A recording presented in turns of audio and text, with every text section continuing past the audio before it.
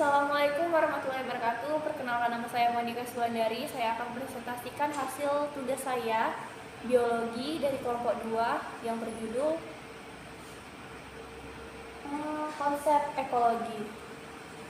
Konsep ekologi atau istilah ekologi itu pertama kali diperkenalkan oleh Ernst Haeckel pada tahun 1866, seorang ilmuwan berkebangsaan Jerman.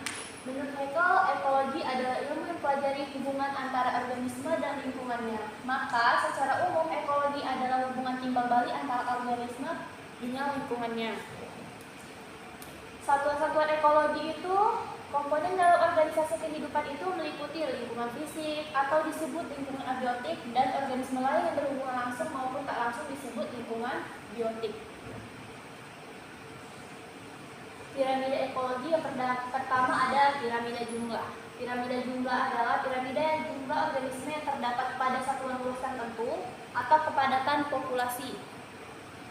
Kemudian ada piramida biomasa, dibuat berdasarkan pada massa kering organisme dari tiap tingkat persatuan luas areal tertentu. Kemudian terakhir ada piramida energi, adalah dengan cara menghitung jumlah tiap satuan luas yang masuk ke profil dalam tingkat tertentu.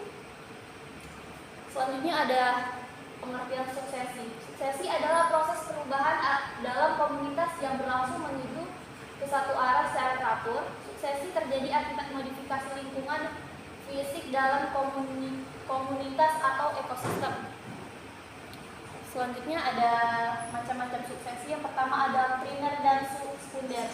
Primer adalah munculnya suatu komunitas baru pada suatu daerah yang sebelumnya tidak terdapat komunitas. Contohnya seperti gunung berapi yang telah meletus.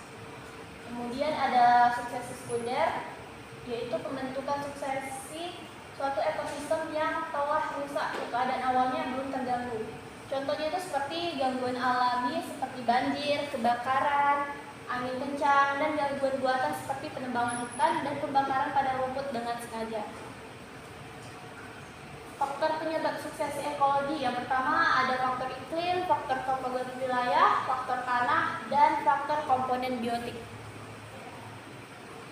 Tahapan-tahapan proses suksesi yang pertama kolonisasi. Tahap awal dari suksesi adalah kolonisasi. Selama tahap tersebut, habitat yang kosong dipenuhi oleh organisme-organisme. Kemudian ada tahap modifikasi tempat. Dari tahap kolonisasi, organisme-organisme yang berdiam di daerah itu akan mengubah sifat-sifat tempat tersebut.